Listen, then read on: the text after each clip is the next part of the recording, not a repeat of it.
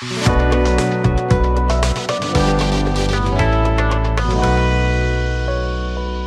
afternoon. My name is Naomi Shira, and I'm a program manager with the Creative Economy Practice, and I'm based out of Nairobi. Welcome all to the Founders Day for the Fashionomics Africa Accelerator Online Program and Incubator Program. Congratulations for making it to the Incubator and Accelerator programs and communities. We are delighted to have you here with us today. Kindly note that translations are available in English, French, Portuguese, and Arabic. Look for the round interpretation icon that resembles a globe at the bottom of your screen to select your language.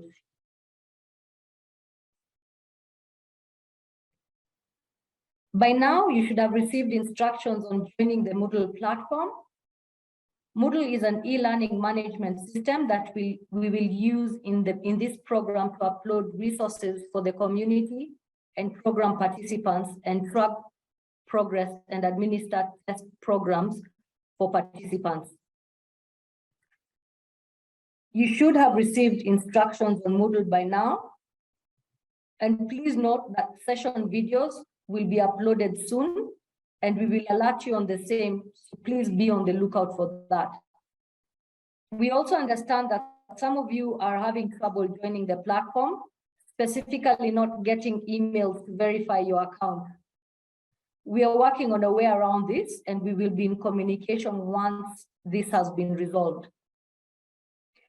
If you have any other questions that have not been addressed, please let us know by sending us an email on fashionomicshelpdesk@cchubnigeria.com. At this point, we welcome questions about the Moodle platform.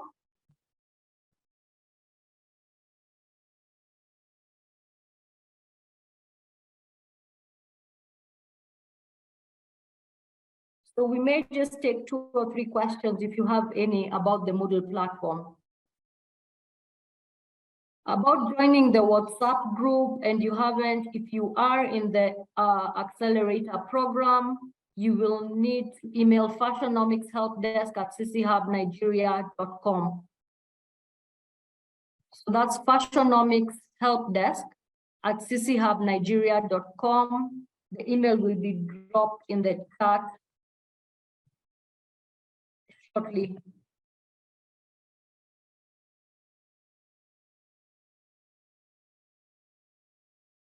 It will not be possible to share the WhatsApp link here because the WhatsApp link is only open to program participants and not community members. Okay, you're hearing about the Moodle platform for the first time. Again, if you are in any of our communities, send us an email or send us a message through WhatsApp.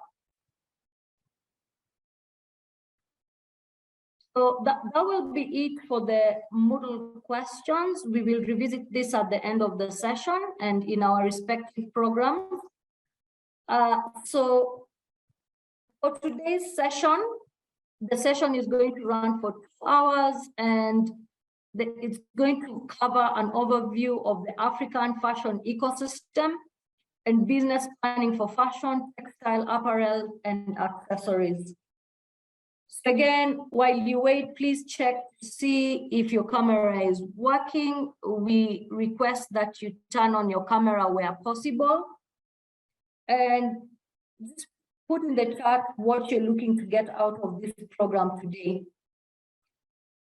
So before we start, we're going to go through some ground rules again. Switch on your camera if you can, and just use the chat box for any questions. Again, don't raise your hand, just use the chat box for any questions. You are muted, but just in the event that you're not muted, please mute your microphone. You are encouraged to participate actively within the chat box and requested to give space to others to participate. Again, please ensure that your Zoom name matches your registration name, particularly for the cohort participants. This is for purposes of attendance.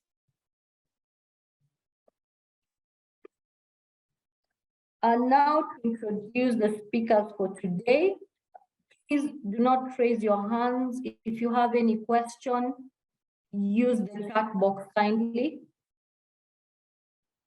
So to introduce the speakers for today, we have a very exciting pair of facilitators for today's session. We are starting off with Ojoma Ochai, who is the managing partner of the creative economy practice at CC Hub, which has a mission to stimulate innovation and technology application to catalyze African creative economy growth. The practice delivers the mission through research, advocacy, ecosystem development, investment readiness, other projects that build capacity, attract capital, and support intra-Africa and global cooperation. She sits on the board of Btrust, an organization set up by Jay-Z and Jack Dorsey, who is the CEO of Blockchain Inc. and co-founder and former CEO of Twitter. She is also a member of the UNESCO expert panel, and she has 15 years of experience that spans international cultural relations and leading creative and digital economy projects.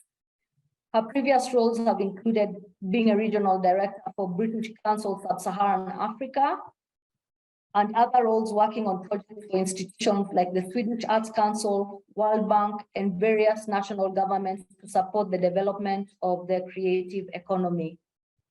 And our second facilitator for today's session will be Connie Aluoch, who is an award-winning fashion stylist. She's a faculty at Instituto Marangoni in Milan, Swarthmore Business School, and United States International University. She's a corporate trainer for personal branding. She's a fashion columnist for the Sunday Nation, which is a daily in the Republic of Kenya. She's an alumni of the Jerry Blair Women in Business program, a national consultant for international trade, and she's the creator of a Social Sunday fashion brand series at the Social House that supports made in Kenyan fashion and the creative economy. So at this point, I will welcome the managing partner for the creative economy practice to start us off with the session. Ojoma, welcome. Thanks, Naomi. Hello, everyone. I'm just going to share my screen. This morning or afternoon, depending on where you are, I'm going to be talking about the overview of the fashion ecosystem. If you are in the accelerator program cohort, you probably have heard me talk about this before, but hopefully this will be a useful refresher. But for those in the accelerator community and those in the incubator program, maybe you haven't heard this before, so this will be new information. The reason we think it's important for you to understand the fashion ecosystem and trends in the fashion ecosystem is because one of the key requirements if you're building a business is to understand the sector in which you're working, because your understanding of the sector that you're working will help you develop a stronger business model because you understand the market, you understand all of the key stakeholders and all of the players in that market. You understand the linkages between what you do and what other people do. And you also understand how other people's activities in that sector affect the work you do. So the first point I really want to make in today's session is you need to think about your business always in the context of the wider sector in which you're working, so that you can benefit from partnerships and linkages. So that's what the focus of my presentation now is going to be. So, as many of you probably already know, the fashion sector is part of a bigger sector called the creative economy. And I'll just pause here. Has anybody heard about the concept of the creative economy before? What do you know it to be? if you can put it in the chat, and Naomi, if you can help us read out some of what people are saying in the chat. Has anybody heard of creative economy before?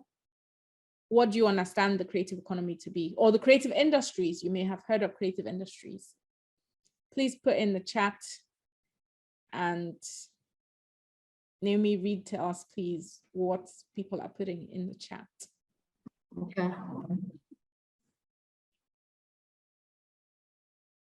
So art-related practices.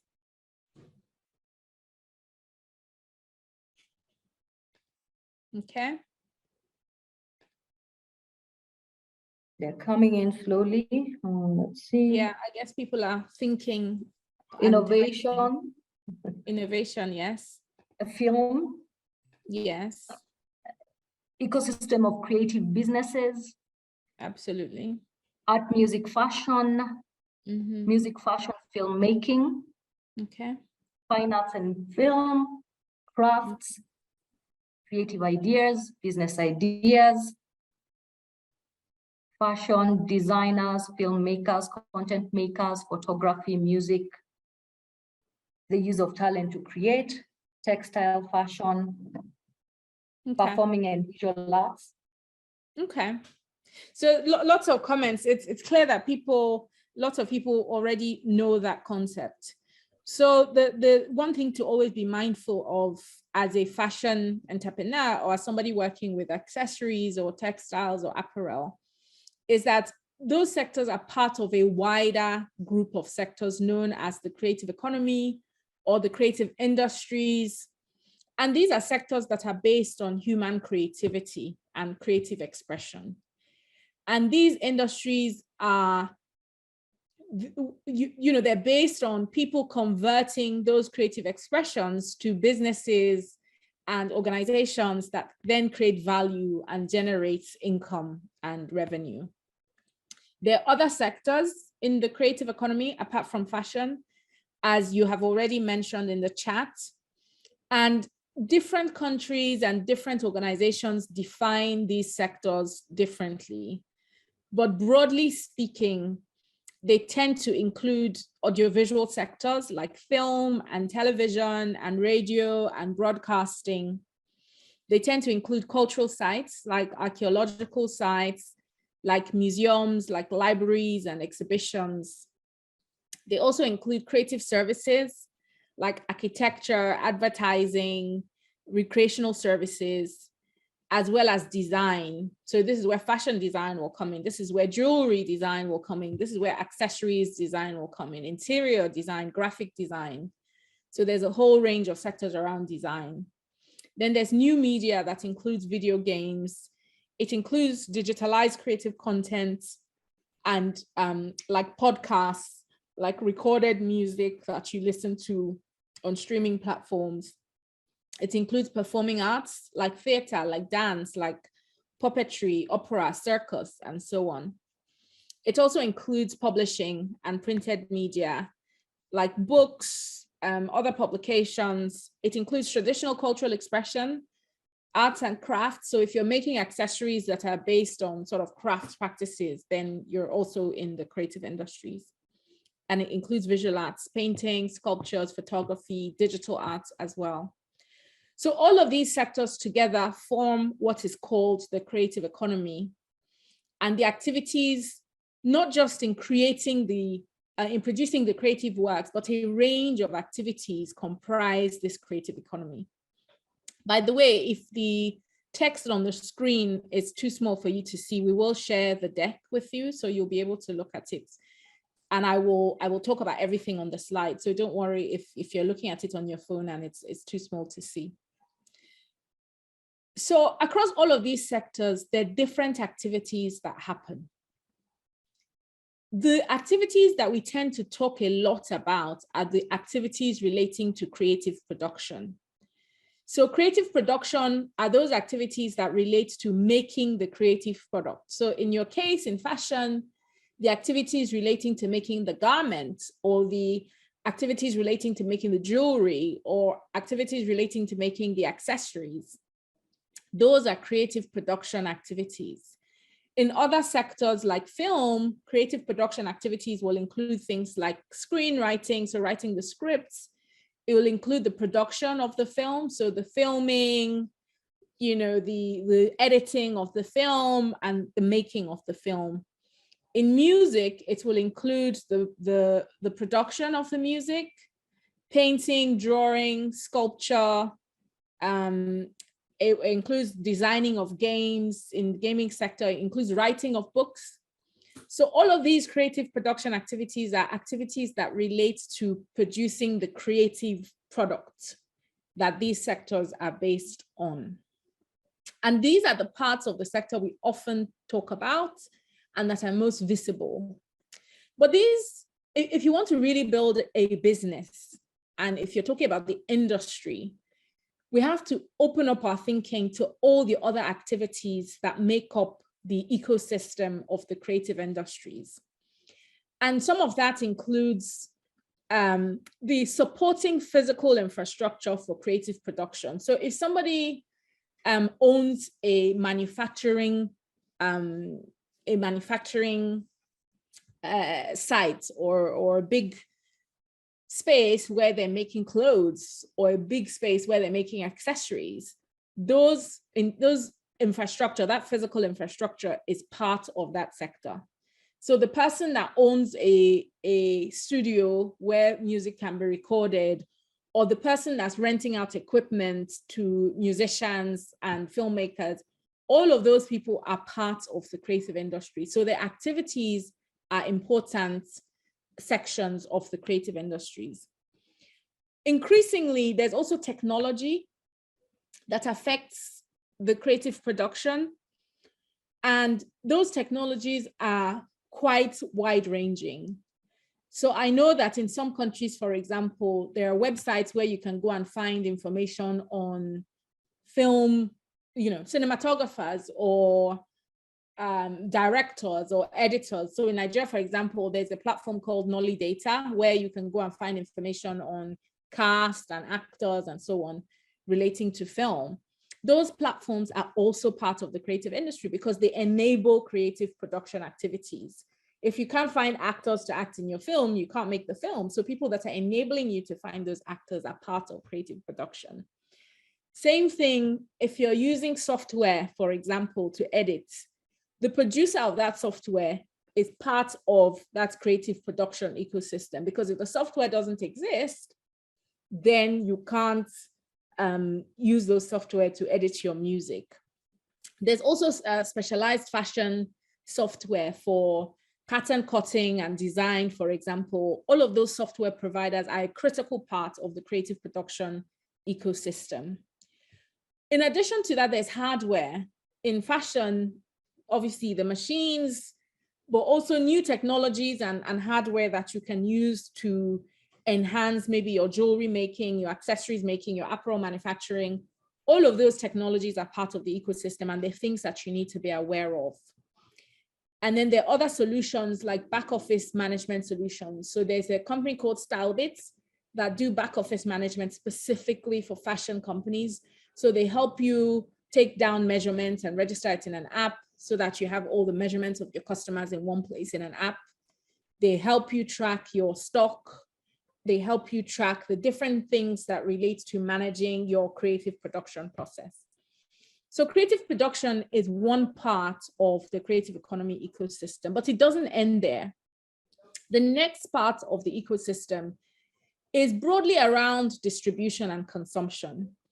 If you're running a business, it's not enough to produce the product, right? You have to sell the product. Somebody has to pay you for the product, and that's where you build a sustainable business.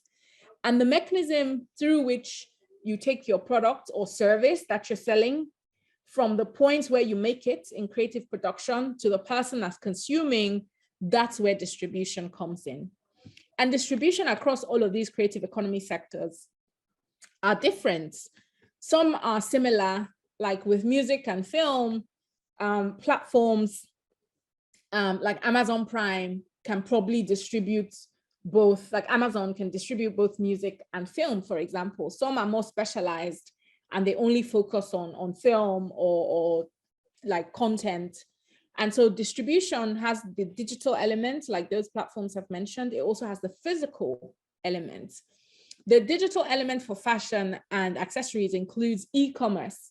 So putting your goods online, like on the Fashionomics Africa marketplace, is one way that you can sell your fashion goods.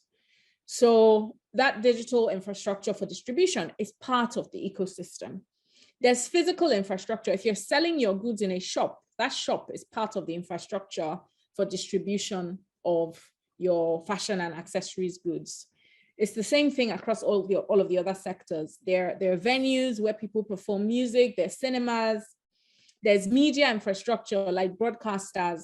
So if you've got things like MultiChoice, DSTV in your country, they're distributors of content.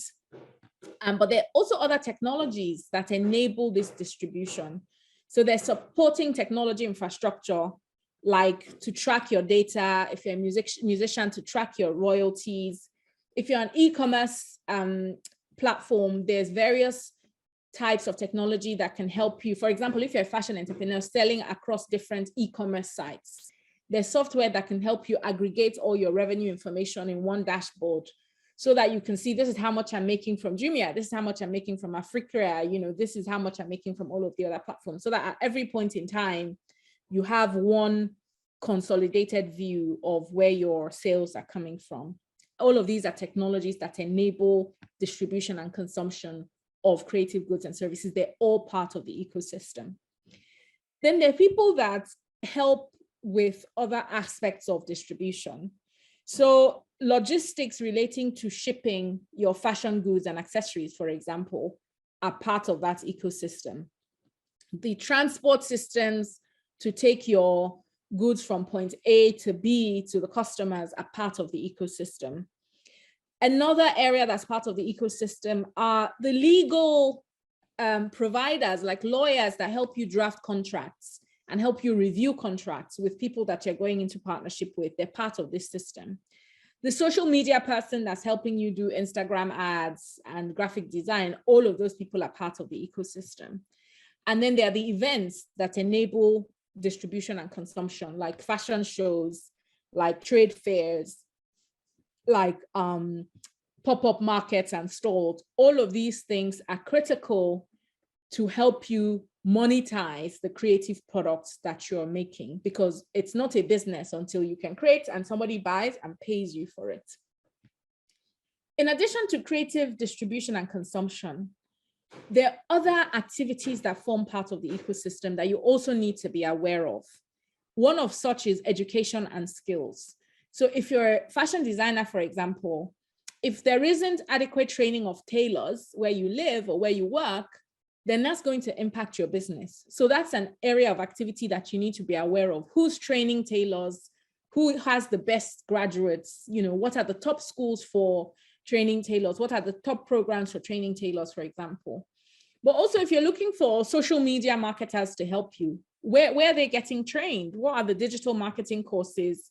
Are you aware of them? Are you able to target their graduates so that you can work with them to market your business? And then there's, if you run a production factory, for example, there are people that are responsible for quality assurance and so on. What accreditations do they have? All of those things are part of the ecosystem that you always need to be on top of and aware of. Then there are people that are in management. So artist managers, people that are doing PR for production. They're not necessarily creatives themselves, but they bring in the business administration and the business management to help you manage operations and the successful running of the company.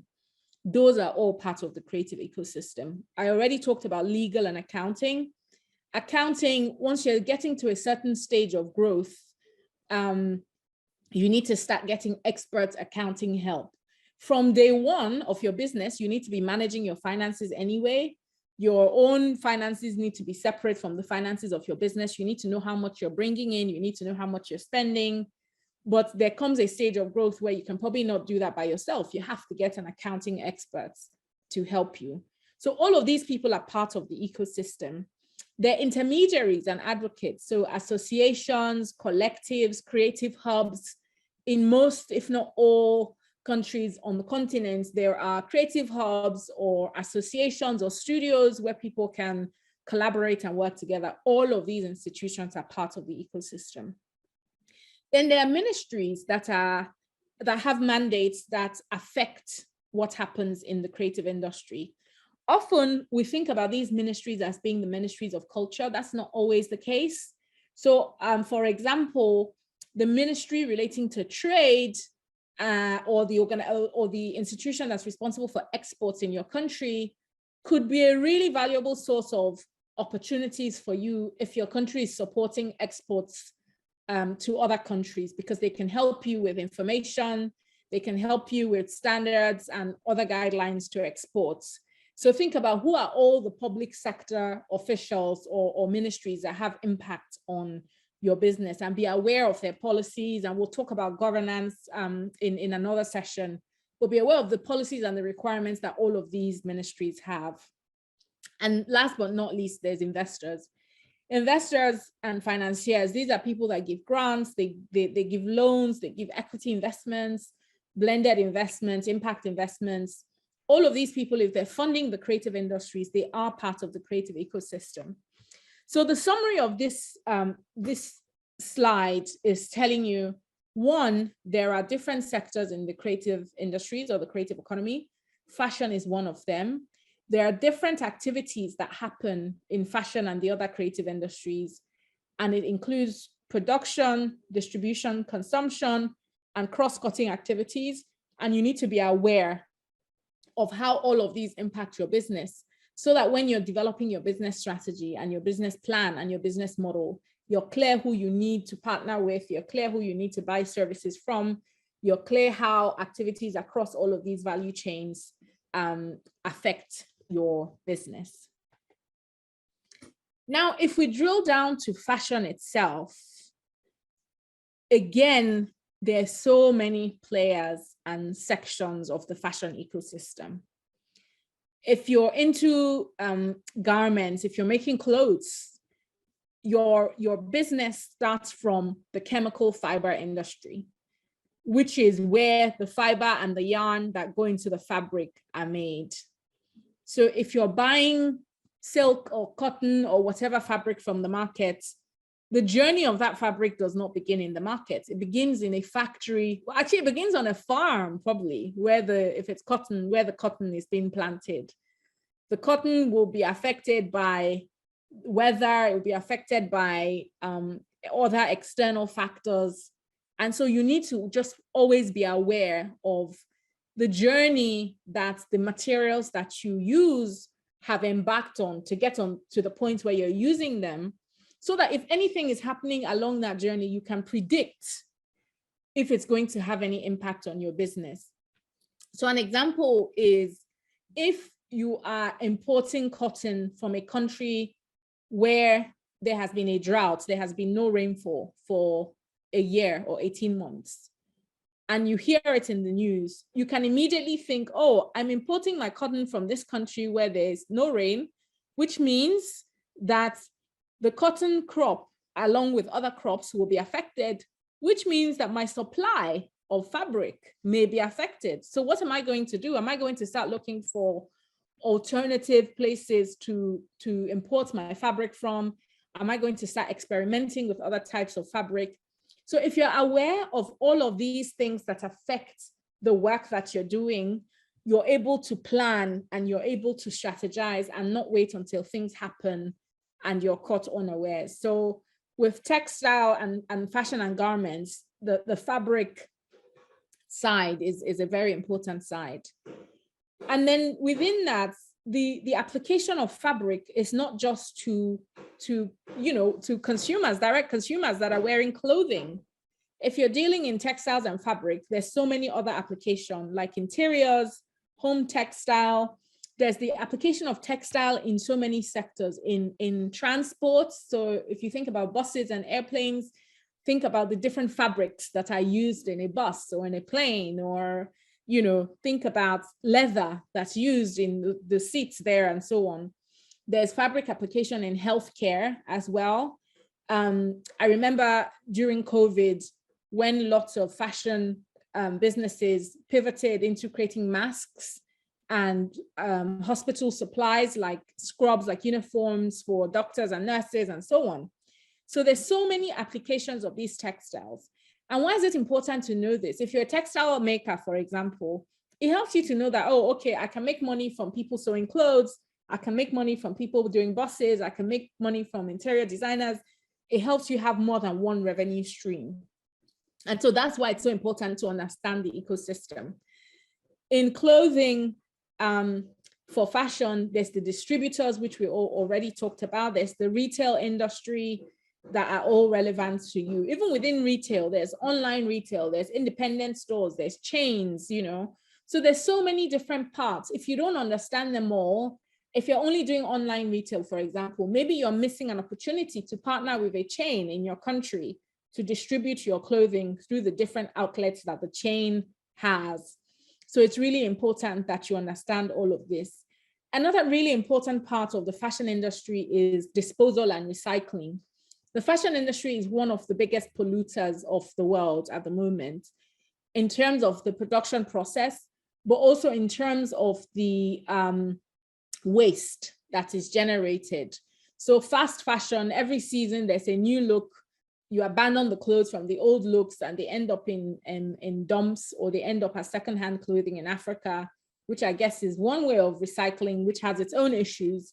However, the waste generated from fashion is increasingly a massive issue. So you also need to be thinking about how do you dispose and how do you recycle and how do you upcycle and how do you create a more sustainable business model so that the impact on the environment can be minimized, but also because it's good business, right?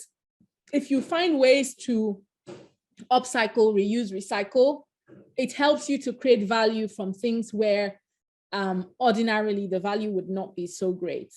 So all of these are to say, in addition to understanding the broader creative economy ecosystem, you also need to understand your specific sector and the different players. All of these have massive impact on your business, so you have to be aware of what's happening. We also have resources that we will share with you, from an overview of the global fashion ecosystem to specific African industry statistics. All of these are statistics that you need to be familiar with so that you can see information on growth trajectory, you can see information on opportunities and so on. So we will share those links with you. I'm going to stop my presentation here and I'll hand back over to Naomi to guide us into the next stage of the session, but I'm sure we will have a chance to ask questions as the session goes along. Thank you very much, Ojana. And at this point, I'd like to welcome Connie Aluot to take us through the second phase of the program. We have just gotten comments that, yes, we know there's a lot of people trying to get into the meeting. We are trying to work on that so that we can stream this session on YouTube. So if you can communicate that to your colleagues, that would be really great. And we thank you for your patience. Welcome, Connie. Thank you. Good afternoon, everyone from Nairobi, Kenya, and everyone in Africa and around the world. My name is Connie Aluot. I'll introduce myself. I'm a creative, so I best introduce myself through slides and images, which I'll do in a second. So I'll take you through the session on innovative business models and business planning. So who am I? I'm award-winning fashion stylist. I've been in the industry for quite some time. I've worked both locally and internationally. And my focus is, I call myself a creative entrepreneur because there's so many things that I do at the same time, which we'll discuss as we go along. And fashion is my main focus, okay? So I'm also a fashion editor and I have a couple of programs that I run in the fashion industry within Kenya. That I'll share as we go along with this presentation. So I have a column in the local newspaper, it's called the Sunday Nation. And in this column, I only feature Kenyan designers. My mandate is really to grow and build the Kenyan industry. So in Kenya, we have a hashtag Buy Kenya, Build Kenya, and that's what I'm promoting as a fashion editor. And that's just part of some of the images from the my fashion column, which I wanted to share so that you can see. Please follow me on Instagram and all my social medias at ConyaLwatch. If you want to see more of my work, you can check out my website on www.conyalwatch.com. And those are all my social media handles. You'll find us and what we do. One of the recent projects that we started is it's called the Social Sunday Fashion Brunch, where it's a platform where we bring the creative industry, what our speaker was speaking about earlier, the creative industry. So we bring together, photographers, makeup artists, designers, everyone. And we create a fashion brunch, and I'll just show you some images from the one we had last month. And basically it's a platform for designers to showcase, their creations, and it's a chance for industry players to work together. So we bring in photographers, models, makeup artists, hairstylists. I mean, it's a whole creative economy that we work with together. And so when I saw the previous slides, I was quite happy because literally that's all about the creative economy.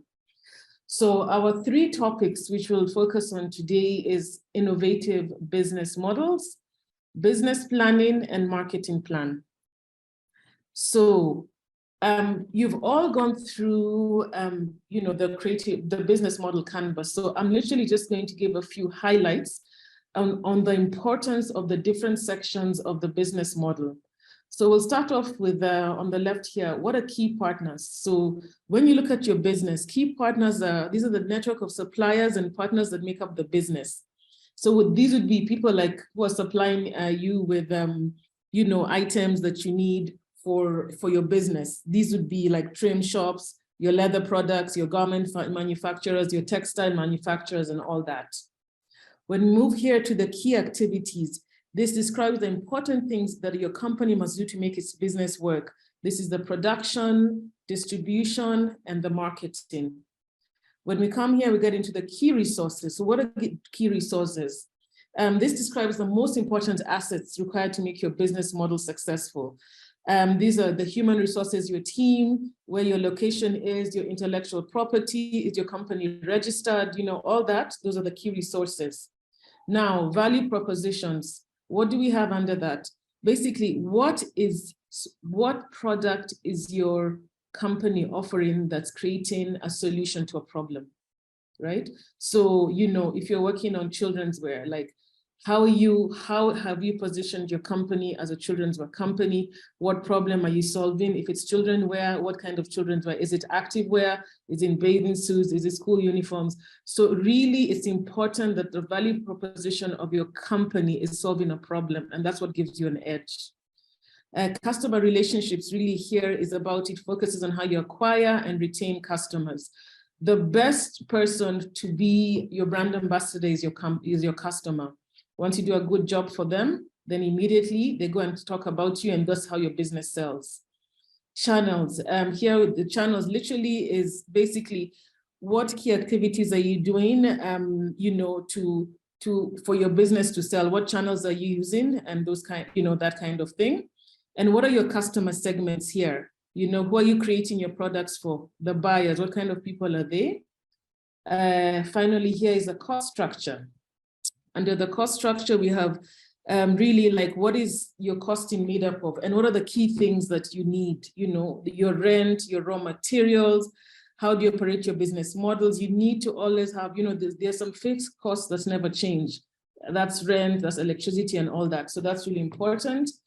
And revenue streams here. How is your business bringing in revenue?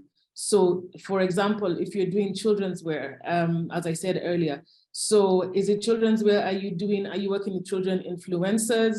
Are you also marketing on social media? What other ways are you doing to bring in the revenue for this children's wear brand that you have? I'll give an example as a stylist, how I work out my revenue. I bring in revenue streams from different. So I do styling for clients. I style ad campaigns. Another thing that I do is I do a lot of one-on-one consultations with my clients. Another thing I do is that I do fashion PR, so I manage designers. I help them in their media and PR campaigns and give them platforms, where they can sell. So those are just some of the different revenue streams I have been able to create as a stylist to bring in money into the business. Okay. So I thought this was very interesting, innovative ways that designers have been working. Let's look at this designer. Her name is Anifa Mubemba. She was a Congolese designer. And I'm not sure if you go also this, but I think I'll share this video now. We'll just watch it for a second. And she's best known for the viral 3D fashion show that combined two of her passions, fashion and technology. And this is an epic showcase of the brand Hanifa during the height of the pandemic in 2021. So I'll just stop sharing my screen for a second and I'll share my other screen on the online. And we'll be able to watch her show because this made a lot of headlines during the pandemic, at the height of the pandemic, where we couldn't do a fashion show. So hold on one second, and I'll just share this.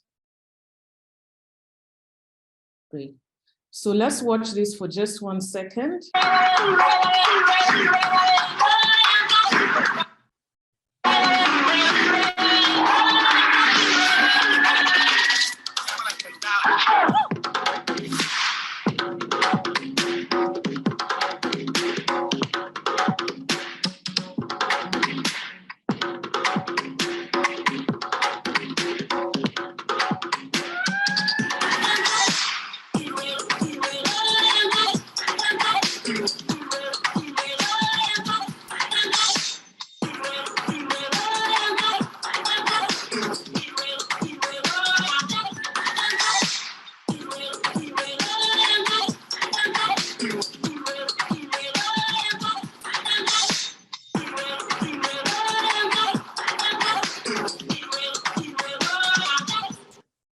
So it's amazing how she was able to capture audiences all around the world, literally with this fashion show, what she did.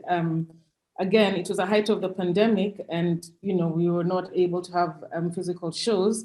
And this has really skyrocketed the brand of Anifa to where it is today. So that was really innovative. And again, I say that was at the height of when the pandemic started in 2021.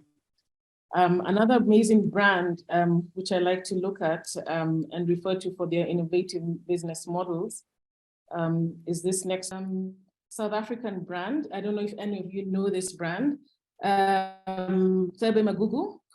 He has just recently done a collection with Adidas. That was literally, I think it was 2 months ago. And it's a great collaboration. Thebe is also renowned in South Africa for the many projects that he has worked on and the awards he has won. And this is an innovative collection he did with Adidas. If you go online, you can see it. It's a whole sportswear collection. So this is also a very innovative business model by partnering with a larger brand. And this is what he's been able to create. Okay. So as we move on, we go into business planning. So what is a business plan? A business plan literally is a documented strategy for a business that highlights its goals, its plans, and the way in which it will achieve them. So if you move on to the purpose of a business plan, basically it's for securing finances from investors. It defines your company's core values and goals. It addresses unknown variables and contingencies that is often overlooked, and it establishes clear benchmarks for success. So we'll briefly review 9 components of a business plan. We have the executive summary, the company overview, industry and customer analysis, competitive analysis, the marketing plans, operations, management, and financial plan. So if you look at the executive summary, so what does this have basically? It basically has a mission statement about the company, brief information about the company, the highlights of what the company has in terms of the milestones, products and services that they offer, and briefly mentions each product, financial information, and future projections for normally for the next 5 years, 3 to 5 years. So again, I've looked at a company, an example here is Maxoza. It's a South African company. And basically in the overview, you're able to see literally the company's is very detailed. So if you go online and read more about it, this is a brief overview I've given. It literally is a very detailed overview about their company. So what does it mean? You need to set up your firm. You need to understand the industry statistics and the trends. So for any business plan or strategy, you need to be able to provide data on the industry and in the market in which your company conducts its business. So if you're, again, I'll refer to the children's wear. If you're doing children's wear, you need to know how many brands are doing children's wear, you know, in your region, in your season, who are your competitors. It's very important for you to understand that, okay? So another thing is on customer analysis, understanding your target customer. So here I have an example of a young gentleman here who wants athletic shoes, okay? So basically, you need to understand the key demographics of who wears them, the psychographics, literally, people who are wearing these athletic shoes, what are, you know, they want to look stylish, they want to look sports figures, they have strong values and friendships. Very important for you to understand this for your customer. What are the challenges? His challenges for this young man is trying to find athletic wear that is both stylish and comfortable. So he loves the looks of designer sneakers, but he can't afford them. Okay, what are the preferred channels? He follows athletes and influencers on social media. He watches sponsored events on YouTube. And what are his preferred content types? He has a social media posts and videos. If you look here, the key thing to understand this kind of gentleman here is the demographics. We also take good notes about what his likes and dislikes are. You know, we're understanding his artistic side and why we've drawn a picture here to better understand him. We've also understand him as a person because he is a person, he's sociable, he likes to engage, and then we'll watch and listen to the kind of customer and the trends and what he likes to do. So this is important in understanding who your customer is. So I want to give an example of a Nigerian brand called Diola, House of Diola. This is an amazing brand, and for any consultation, if you look here, they charge in Nairas at 80,000, $180 per hour, right, for a consultation. And this is exclusive of the final price.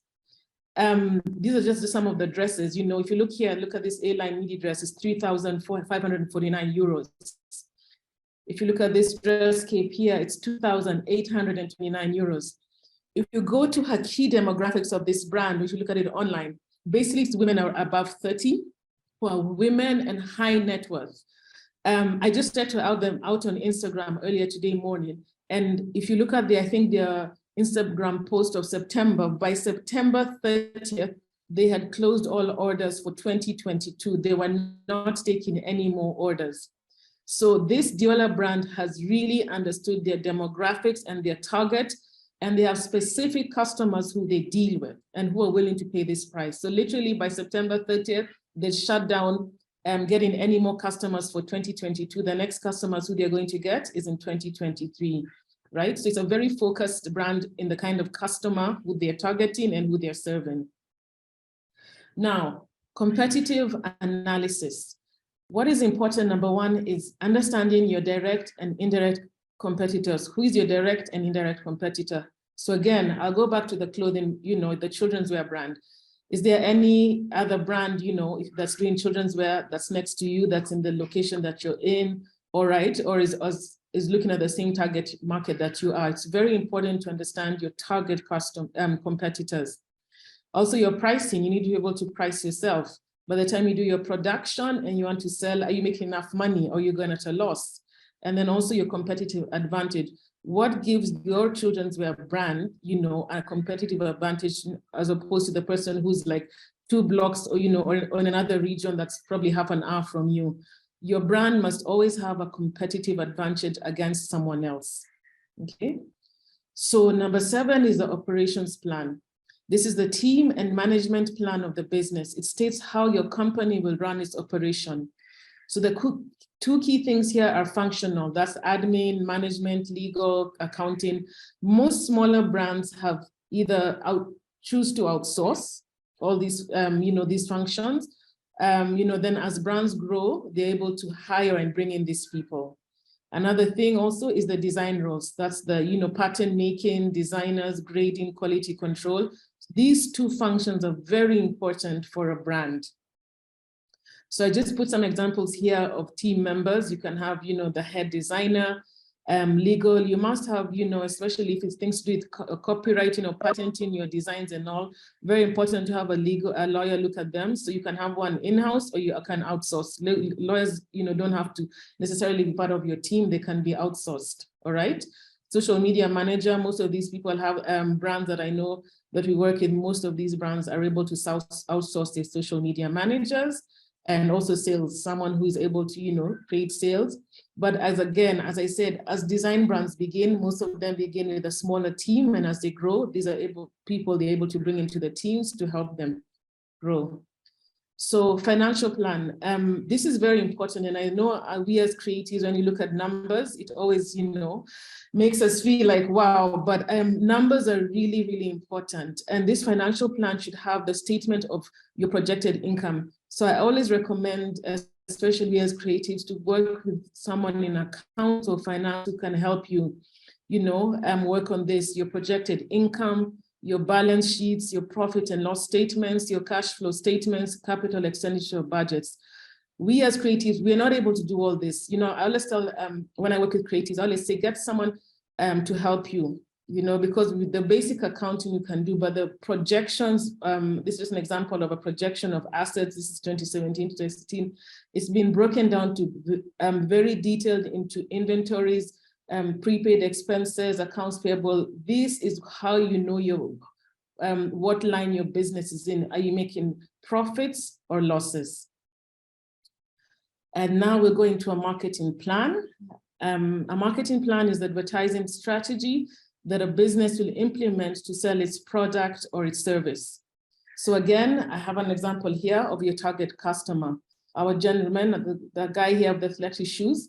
So now, when you're making a marketing target customer plan, you need again to know who is your demographic, all right? Who are the key psychographics? Again, what does this gentleman wants to look? He wants to look stylish, but doesn't want to follow trends. He likes to look up to sports figures. So we need to really understand the psychographic of who you're designing for. And then all the challenges that this person has, again, he's trying to find athletic wear that is both stylish and comfortable. And he likes the look of designer sneakers, but can't afford them. And then what are the preferred channels? We already spoke about this here. And then the content type. So this kind of gentleman, where will you find them? He likes videos, he likes social media posts, those are kind of things. So when you're working on this kind of target market, target consumer here, these are the places, social media, you look at an influencer, he likes content, probably in events, you can find him there, and outdoor advertising, billboards. So when you're marketing to this kind of customer, these are the kind of channels that you can use. So I gave an example here of a target customer. This is a Kenyan brand, it's called The Undisputed Man. Their tagline is a Kenyan-inspired fashion hub, where it expresses the epitome of class, elegance, style, and luxury for men. That's their tagline. So who are their key demographics? They have men between 25 to 45 years. The kind of men that they cater for are stylish. They value quality production of clothing. These men like to purchase made in Kenya, and they have busy schedules. So for them, it's key for them to find, a designer brand that is able to take their measurements and, efficiently create the looks for them and deliver to them.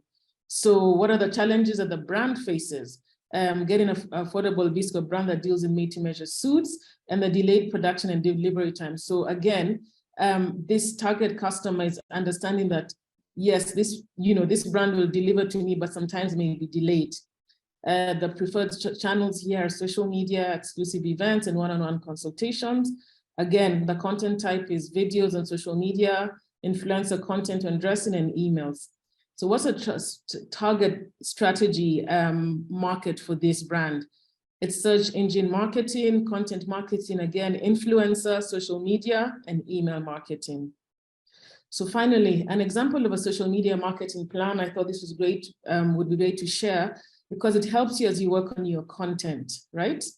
So here's an example of the social media channel, why you use it, the plan, and how you'll measure how your brand is doing.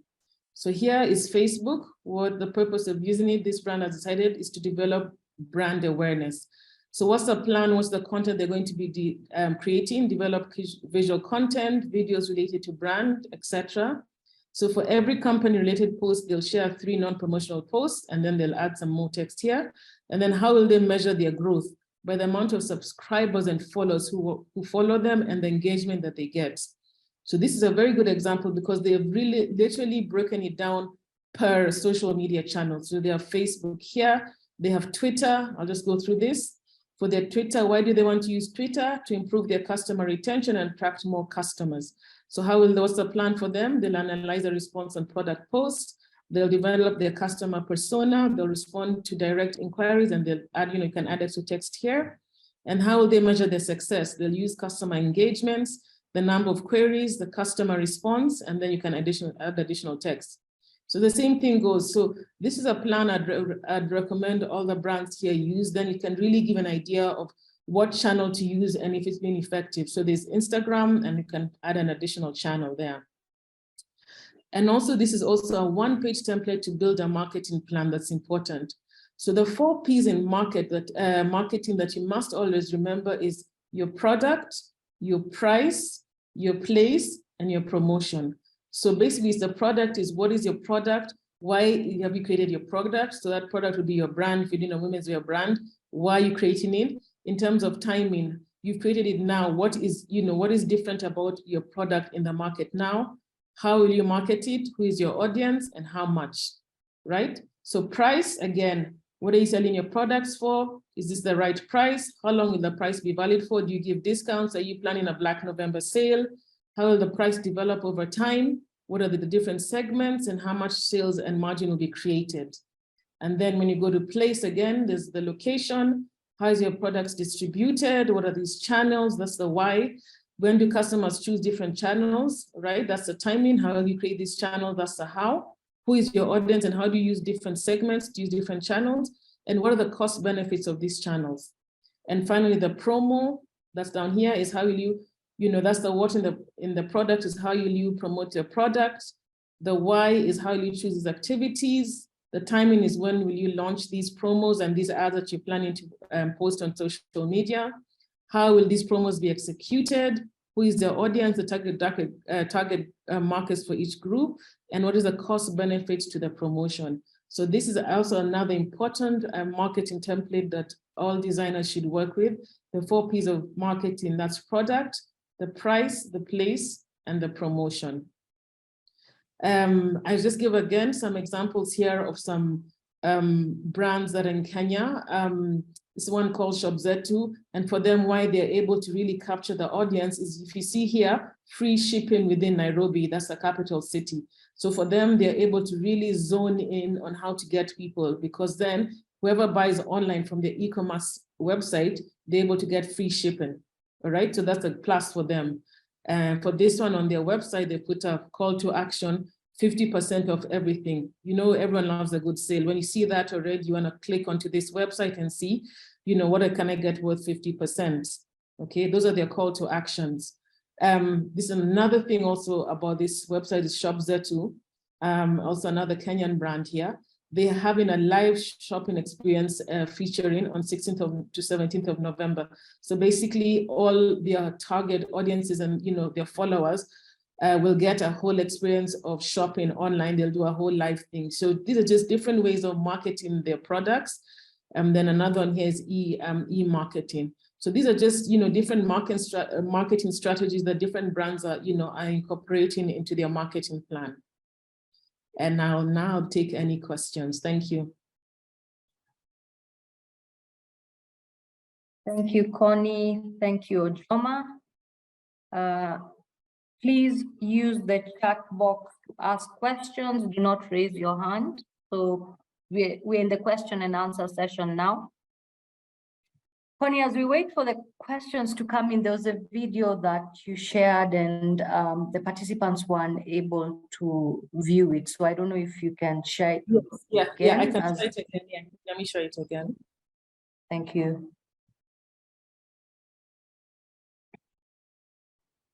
So this video, this designer Hanifa, during the height of the pandemic, she was the first African designer to do a virtual fashion show. So she combined fashion and technology expertise, and I'll just show it again. Hold on. You will let me know if you can see it now.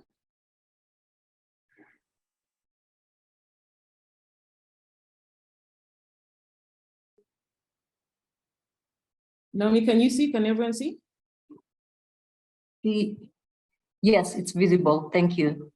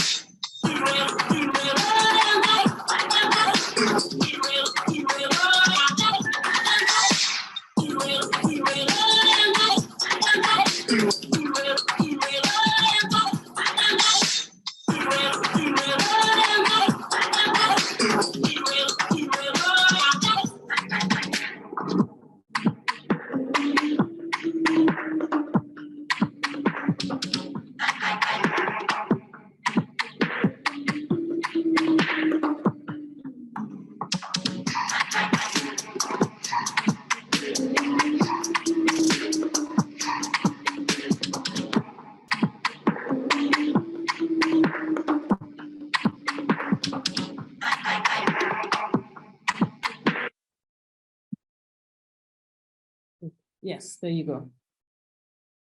Thank you for that, Connie. So for the first question, which I'll throw at Ojoma, is there any program run by Africa Development Bank connecting textile manufacturers in Africa to the African fashion market?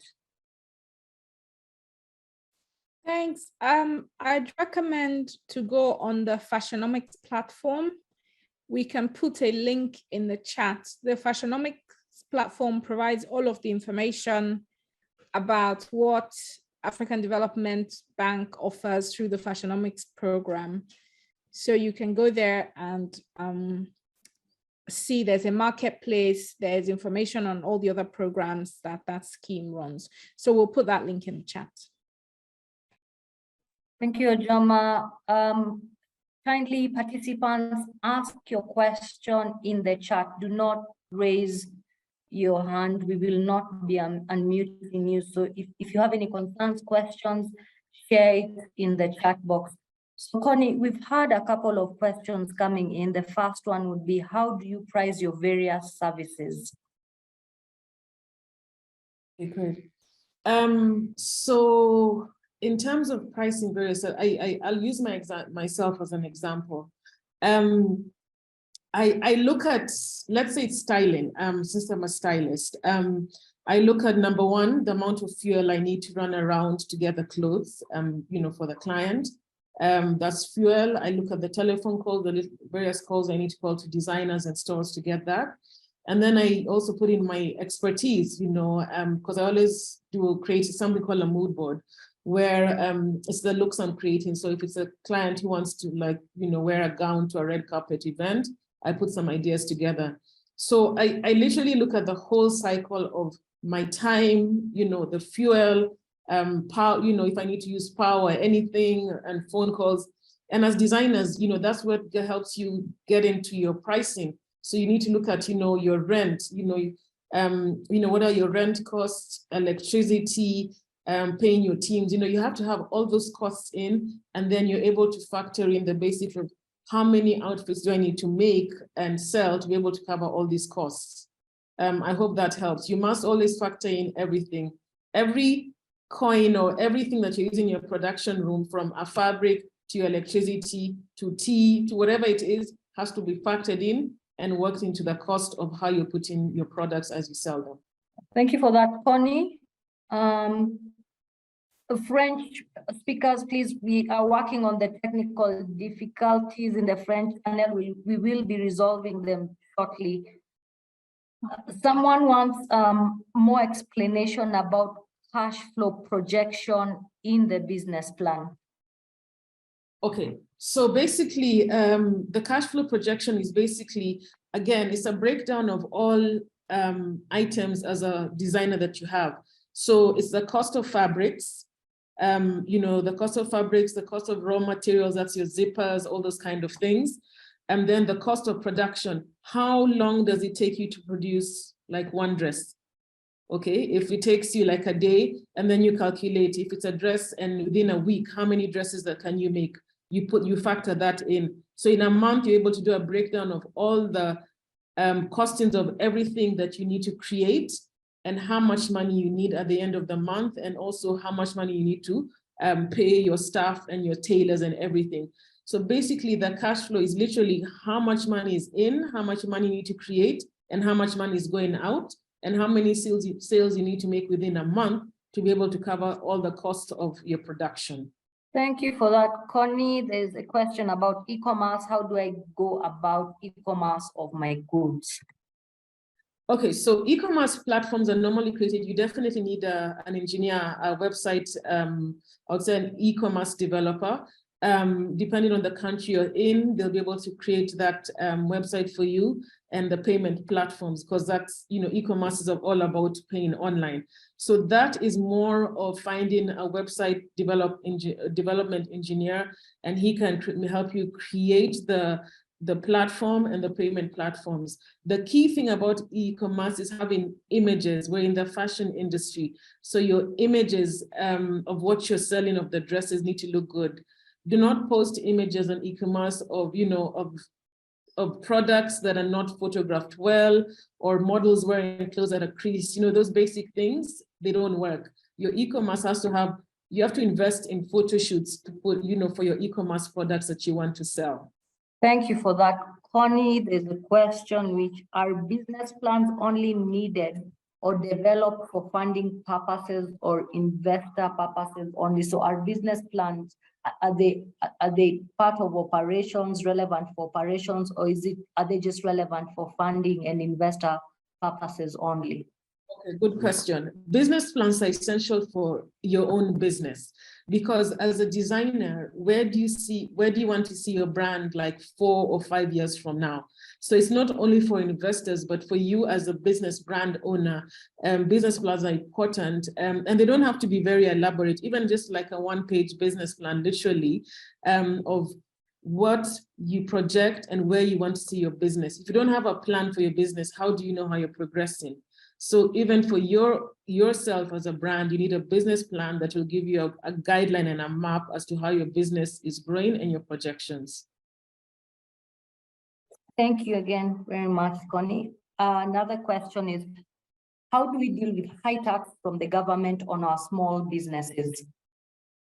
This is a question, and I'll speak for my country, Kenya. This is a question that, we as a creatives, are constantly discussing, because, designers complain about the high tax of, goods that are being imported, and their zippers and fabrics that they're bringing in.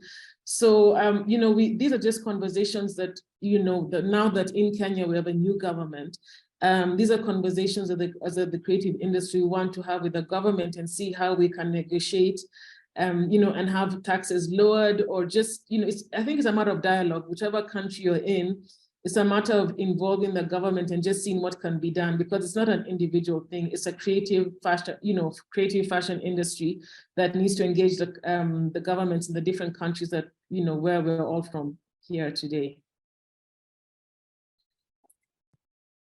Thanks again, Connie. We are also having other questions coming in from the greater community that is watching us on Facebook. And we have a question: how can we effectively break into high-end markets that will enable us to reach our target audience? Before you break into a high-end market, your product must be ready for the high-end market. is your, in terms of, do you have enough supply of this product? If a buyer from, let's say, Saks Fifth Avenue in New York asks you for your dress and they need 60 dresses in the same style, are you able to supply that demand? So before you go into the international market, you as a designer and a brand need to be sure that you are ready, so that when you're asked for 60 dresses to be delivered by, November 20th, you're not stressing, but you also have the capacity. So I always tell designers, before you look into the international market, make sure that you are ready for the international market and you can supply the demand, and that also your quality, right, is consistent of your products. Thank you, Connie. We have quite a number of questions streaming in, but we do have enough time to tackle them. So how do you advise to go about strategic partnerships using a lean model? A strategic partnership using a lean model. So I'm not quite sure I understand that question. Can they elaborate more? What do you mean by lean model? So maybe, I think it's Emma. Emma, if you can just elaborate more on that question, then I'll be able to answer it better. Okay, so I'll move on to the next. While we're waiting on that, I can take a stab at that. So for fashion businesses, many of you here are fashion designers, but some are not. Some are illustrators, some are photographers, and so on. So the first thing when you're trying to develop a partnership is to clearly articulate what you want to get out of that partnership. Is it a partnership that enables you sell in more locations? Is it a partnership that enables you have better legal representation? Is it a partnership that enables you get better accounting services? So the first thing is to articulate, what am I trying to get out of this partnership very clearly? It's not enough to say, oh, I want to sell more, for example. It needs to be, I want to sell more on these channels to these types of demographics, for example. So articulate it very carefully and specifically. Then the second thing is to look around and see and research, and there'll be a session on research in this program. Who is the person that, or the people in my network that provide the services or the things that I want to develop this partnership on? And in doing this, you have to be realistic. So if you're a small fashion business, for example, with 10 customers, and you're saying, oh, I want a legal partnership that will enable me access legal advice, you can't then say, oh, but I only want that legal advice from the best legal firm in the city that I live or in the country that I live. You need to be realistic. So if you're a small company, you're probably looking for another small company to say, these are the small companies in my network that are potentially my peers or that are close to, my sort of profile. And those tend to be more realistic. That doesn't mean you can't do partnerships with big organizations, but typically you're more able to do partnerships with organizations in the same stage of growth or in a similar place as you are. So that's the second step. The third step, you now need to think about, what can I offer them? Because a partnership is an exchange of value. A partnership is not just somebody doing something for you for free. What are they getting in return? So if, for example, you're a fashion business and you're saying, oh, I want to develop this partnership so that I can do better contracts for my business, and you find a young lawyer or somebody that has just graduated from law school, think about what can you offer them? And some ideas could be, oh, if you work on my contract, it enables you develop track records that will help you get other work in the future. Because if you say, I've done a contract for XYZ company, you can put it on your CV and it helps you get additional work. So that's one benefit you can offer them. You can offer them discounts on what you're selling. You can offer them freebies if you're in a position to do that. Some people just want recognition. They just want any contract you sign, you put in the contract, this contract has been developed by so and so and so. So you think about what can you give them in return? And once you have articulated this, you then approach them. It's always good when you're approaching people to be clear about what you're asking them for and what you can offer them. And you can do this by sending a cold email, or you can ask, if you're on LinkedIn, for example, you can look at which of your contacts are connected to that person. If you see that somebody you know is connected, you can ask that person to make an introduction. So there are various ways you can do that. And when you approach them, you can then discuss further. Obviously, you're coming with what you think they want, but they may want a different thing. And it's then a process of negotiation. Having done all this, it doesn't mean that they will agree to partner with you. You keep asking and keep researching and keep refining your request until you actually get somebody that's willing and able to partner with you. So hopefully that answers that question on how do you approach partnerships.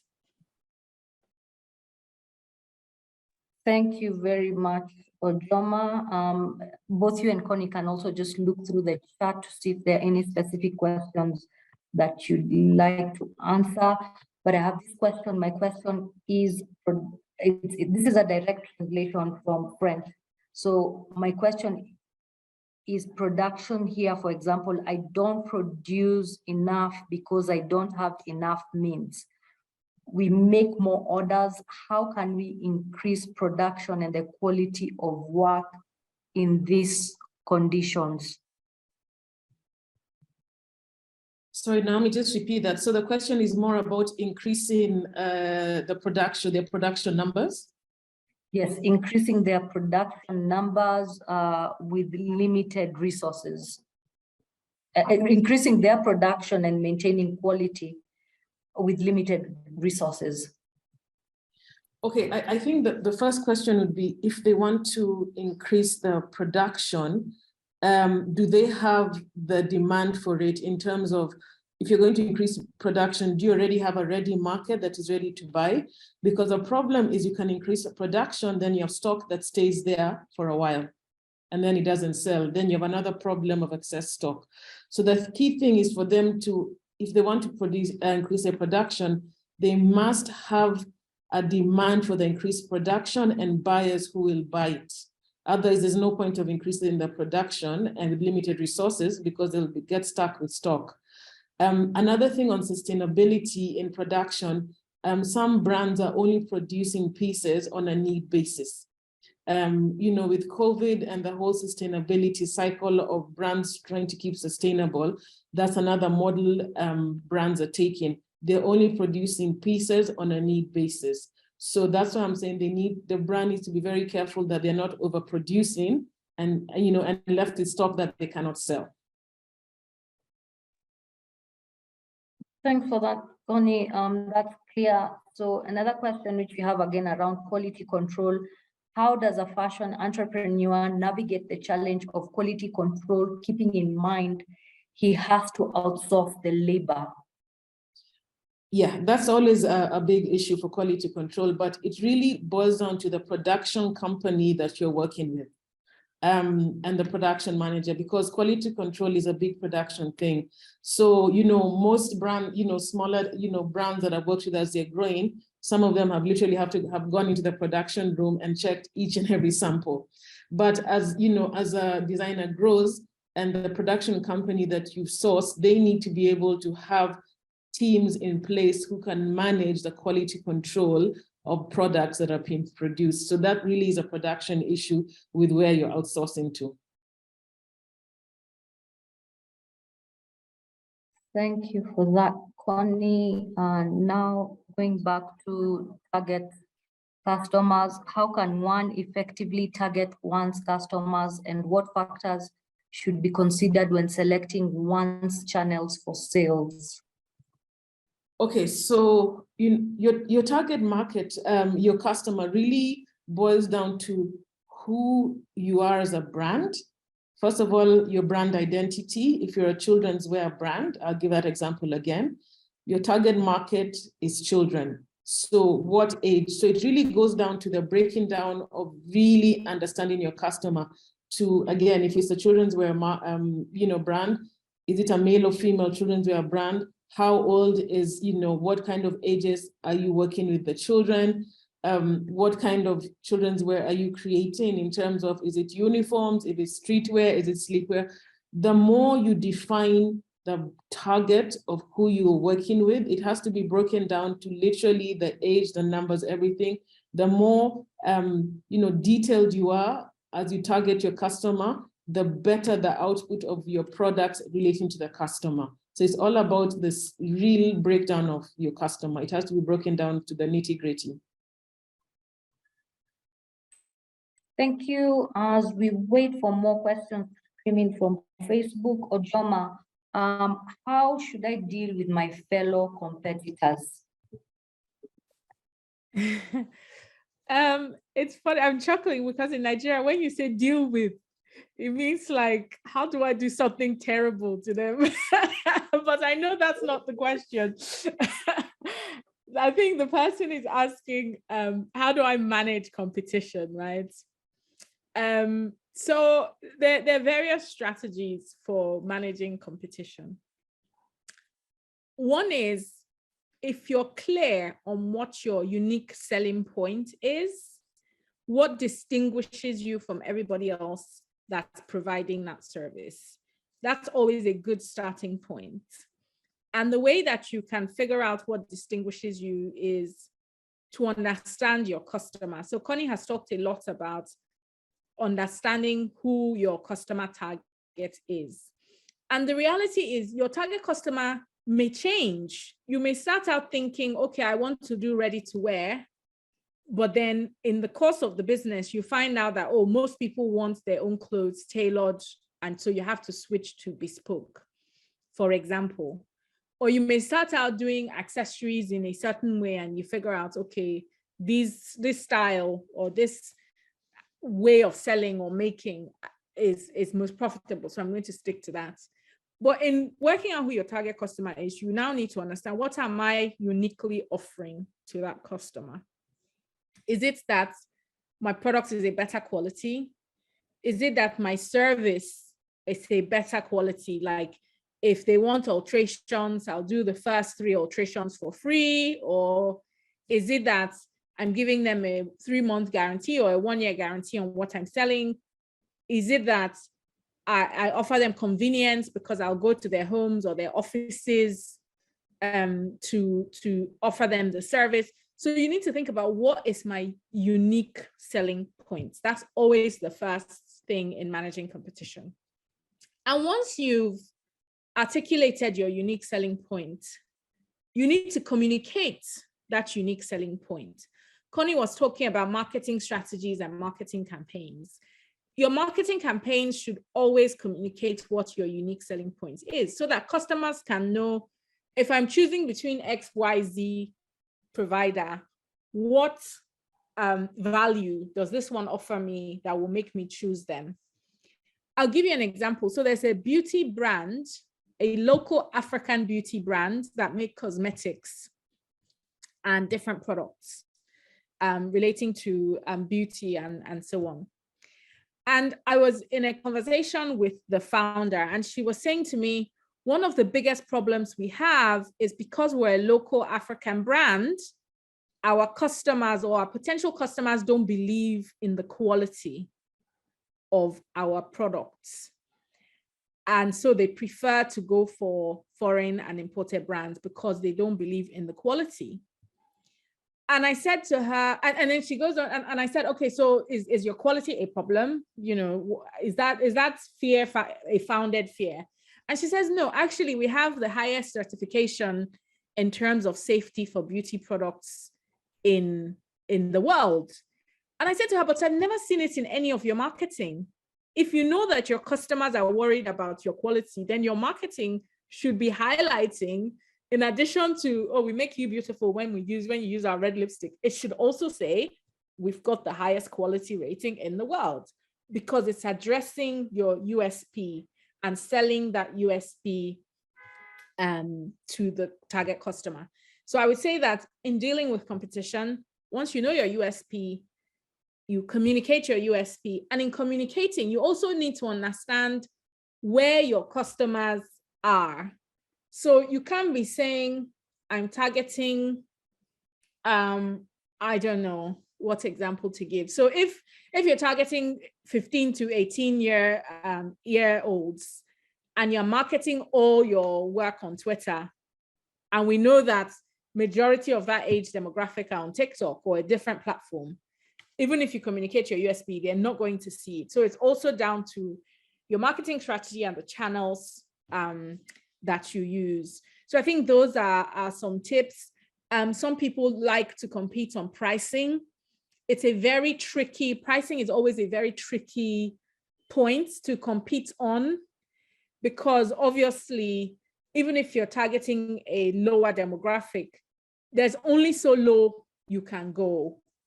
And there's some companies that will undercut you on price to acquire the customers, and then they'll later raise their prices. So if price is the USP you want to use, unique selling points that you want to use, you need to just be very careful, because that's always the trickiest unique selling points to use. But yeah, know your USP, your unique selling point, communicate it to your customers consistently, and make it part of your brand identity. So I would say that's how to deal with the competition. Thank you for that, Ojoma. At Connie, if collaboration with other brands, say a wedding dress designer, and you work together with makeup artists, photographers to have a showcase, can this be considered partnerships? Yeah, that's creative collaborations. Yes, it can. Or rather it is, yes. Okay, great. I see here a question from Botswana. Naomi, I think let me answer that, and Ojoma can also chip in. Question from Botswana: what are the best methods in finding your demographic? I.e., is it primary research such as surveys, or these are data surveys that can generate that from social media insights? I think firstly, before you even get into your demographic, you must understand and be very sure about what your brand is, your identity, and what you're offering. I gave that example of Diola, the Nigerian designer. So you saw that her dresses were like from $3,000 and above. So definitely that kind of demographic who can afford it is not someone who's 19 or 20, all right? Though it would be someone who's a woman who's slightly older. So before you even get to the demographics of your target customer, you as a brand must understand, what are you offering? If your price point is high, then you must know that definitely then I'm looking for an older woman who's mature, who has money. So that's how you work out your demographic. Understand your product first. Then from your product, once you understand it, then you'll be able to get the target market who can afford it. Thanks. Thank you, Connie. I'm guessing that demographic question doubles up as how to identify your unique selling point. So that has been tackled. And Just then we have another one. Sorry to interrupt, Naomi. Just to follow on, there's a follow-on question about how do I know what my unique selling point is? And so there's no magic answer, but there's some things you can use. The first is you need to understand, what problem am I solving and for whom am I solving that problem? So if in the example of Deola Sego that Connie was talking about, what problem is Deola Sego solving?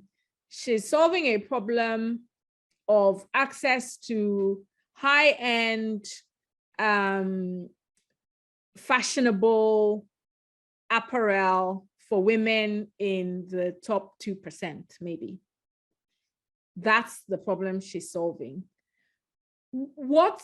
If she wants to find out what's the unique selling point of the way she is solving that problem, she'll need to go and research, how are those top 2% women currently meeting that need?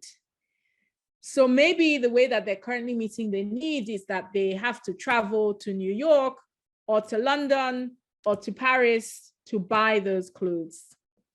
Or they have to deal with roadside tailors, in quotes, who don't get the quality that they desire. So she needs to understand how, the target audience, once you understand the broad problem, how are they currently solving it, right?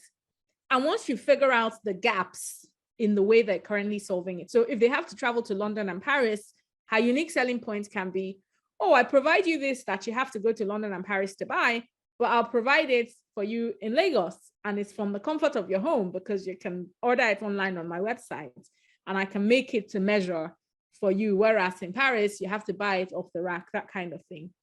So you need to understand the way that your customers are currently solving the problem. How can you add value to the way that they're currently solving the problem? That's one way, to identify your USP. And how do you know how they're currently solving the problem? It's research. So one of the modules in this program is on how to conduct market research. Some of the time, you can get the research by looking online or looking at research that other people have done. Other times, you have to actually go and talk to those people, because if you don't ask them, you won't know. So there are many ways to understand your customer's pain. You can also define your USP from your own perspective and your own strengths and your own uniqueness. So for example, I know fashion designers that their USP is speed. They can make a dress in a matter of hours. And what they offer their customers is nothing we make will take more than 2 days, because they know that either they themselves are speed workers or they have a very efficient way of making clothes, and they use their own strength to craft their USP and say the problem we solve is the speedy provision of apparel or accessories. So you can also craft your USP from what you yourself are good at. In the session on developing your business model, which is part of the program, you will also get a bit more information on that. Back to you, Naomi. Sorry to interrupt. Thank you, Ojoma. So we are going to take a couple of more questions. There's one on Facebook right now. How do I create a marketing strategy for a sustainable product without sounding like one is only preaching? I think it goes back to what Ojoma said. It's what is unique about that product, right? Again, you don't want to be preaching what everyone is preaching. So what is unique about your sustainable product? How is it, environment friendly? How you're recycling it? So it goes back to the narrative, your brand story. What is unique about your product? That's it. Naomi, there's one I'd like to take here, and I think I've lost it, but let me see. It was literally, how do you identify something about how do you do your brand identity? As a designer, we are over like how many designers, in this forum? Everyone is different. How I approach, making a pair of pants or designing my collection is different from how someone else is. So it's more about understanding yourself as a designer. You must understand yourself as a designer and a brand. That's the first thing. You cannot have a brand identity if you don't understand what is unique, what your brand is, and what your brand story is, right? So it needs to just literally go back to the very basic of who am I? My name is Jane or whoever. I love designing women's wear. For women in whatever age bracket, you really need to understand your brand identity and what's unique about your brand. That is the basic of your brand story. Thanks for that, Connie. Then the next question, I'll ask both you and Ojoma to just give your responses to it. Again, participants, kindly do not raise your hands. If you have anything to contribute or ask concerns, please post it in the chat box. So how can we attract investors to invest in our brands or businesses? I'm happy to go first. There are two sessions in this program that are focused on how to attract investments. They're towards the end of the program, so we will cover that in detail. But the short answer is, one, you have to have a clear business plan. And when we say a clear business plan, I'm not just talking about the documents, the business plan. I'm talking about, you need to know what your product is, what are you selling? You need to know how are you distributing it? You need to know how do you make money? You need to know who are your competitors? You need to know what is the risk and how do you mitigate it? You need to understand who your customer is. So all of these things about how your business makes money. How much does your business make in a month, in a week? All of those things that will be in a business plan, you need to be super clear. Investors are of different types. you need to understand why the investors are investing. Some investors invest, and then you need to also know the types of investments, which is what we will cover in the sessions on investments. So you understand your business on one hand, you understand what the investors are looking for on another hand, and then you craft a strategy for how to approach them. But as I said, you will have 2 full sessions that are looking at investment readiness as part of this program. While I have the floor, a couple of questions in the chat.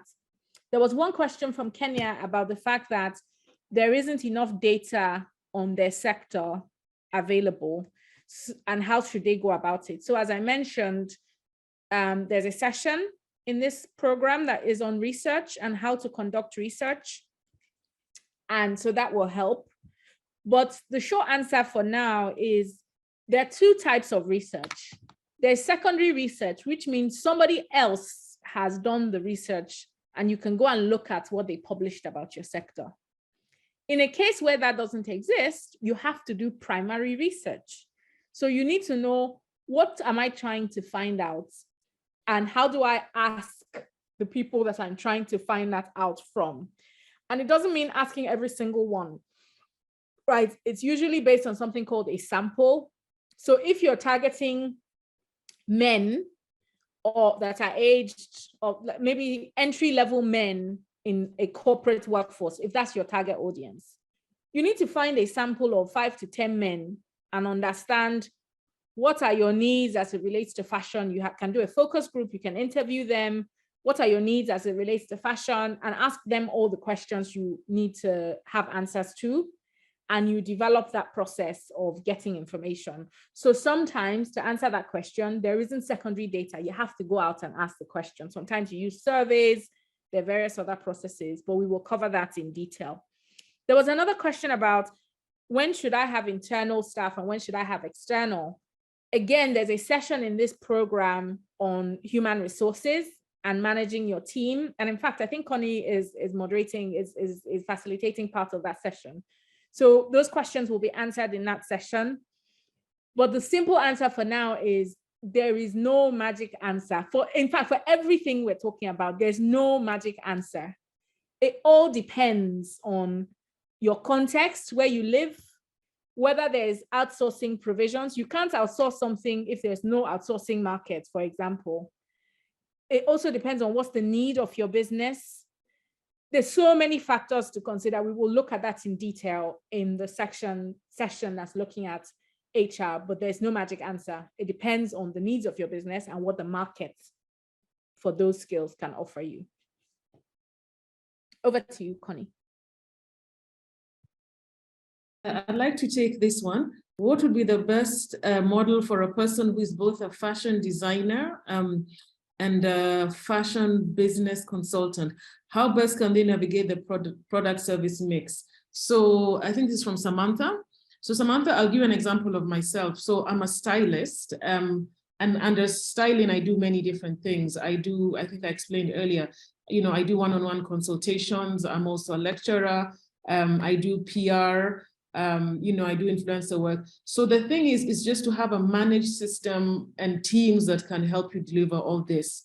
Because it's about balancing the different products that you're offering. So long as you're able to balance and you have teams that are able to support you in it, it is possible to do it, but you just have to have a good system in place. It's all about the systems and the manpower you have to support. Thank you, Connie. And for now, one last question before we close. What budget would be enough to focus on marketing as a small business? I think we'll both take that, but really you have to work within what your cash flows can manage. The great thing of, I'll give an example, social media. To do a boost and ad, you can start from as little as I think $1 to as much as however much you want. So it's about being practical and working within the constraints of what your business is able to afford at that time. And then marketing is always a continuous thing. So budgets can expand as you go along, but it's about being practical and working the budget that you have on hand first. I'll just add quickly, and there's a question in French that says, if you're a sole proprietor, you have no staff, but you need to build brand awareness, how can you go about it? It's linked to what Connie was just saying. There's some things that are free. If you build if you create a social media platform, if your target market on Facebook, for example, you create a Facebook page. As the business owner, you need to then learn, and there's lots of online resources, how to build a following on Facebook. You then build your following by posting videos that are helpful to your audience, posting information on your products. When your customers come to the shop or come to wherever you speak to them, ask them, I have a Facebook channel, what types of things would you be interested in seeing from me? And you use that to build the insights that you have about how to build your brand awareness. You can do research. There's so many resources that are online, but as I said, we will focus on research in one of the sessions. There's another session as well on brand awareness. All of these sessions are listed in the email that you got welcoming you to this session. So I'd really encourage you to go back to that email and see all of the sessions. We can resend it if you want. But all of the sessions that we're going through are there, but there are lots of resources online that you can use to build brand awareness without a budget necessarily. Thanks for that, Ojoma. Now, one final question for you and Connie. There's quite a number still that have been unanswered, but this one, you're being asked, would you be available to mentor the fashion participants here? I'm happy to answer that. The program, the way it is structured, if you're in the accelerator, you will get the training sessions and you will get access to the help desk through which you can ask any questions that you have that are specific to your business. So the program structure is such that that is provided. If you're in the community, you have access to the recorded sessions, you have access to these Founders Day sessions, and you can also submit your questions through the help desk. So if you have specific questions, we will put the access to the help desk for the accelerator program in the chat. For the incubator program, you will also be sent information about how you can access those resources, but there will be group activities where you can ask specific questions about your business. Thank you so much, Ojoma. Thank you so much, Connie. We have come to the end of the first Founders Day. And now we've gotten quite a number of inquiries from the participants about the Moodle platform. We will request that you get in touch with your respective program contact people to get you on board to the respective Moodle platforms where you need to be. Please note that classes resume as usual tomorrow for both the incubator program and the accelerator program. And then just a gentle reminder that the next Founders Day is on the 14th of December, starting at 11 a.m. West African time, 12 p.m. Central African time and Southern African Standard Time, and 1 p.m. for Eastern African time. We have noted your comments about networking with each other, and in your separate programs, we will address it. Thank you. And again, Connie, Ojoma, thank you so much for the engaging session, and enjoy the rest of your afternoon. Goodbye.